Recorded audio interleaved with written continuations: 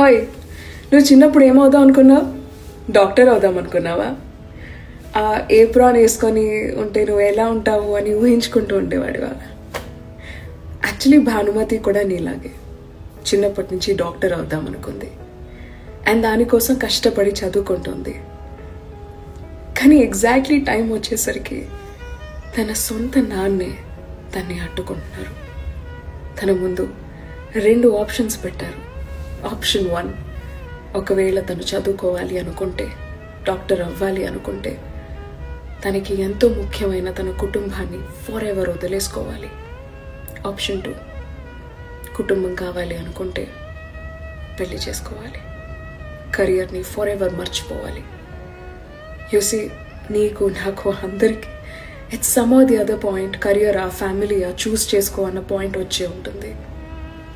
అలా ఎవరికి రాకూడదు, ఎవరిని అలాంటి స్పాట్లో పెట్టకూడదు, కానీ ఆన్ సమ్ లెవెల్ వచ్చే ఉంటుంది.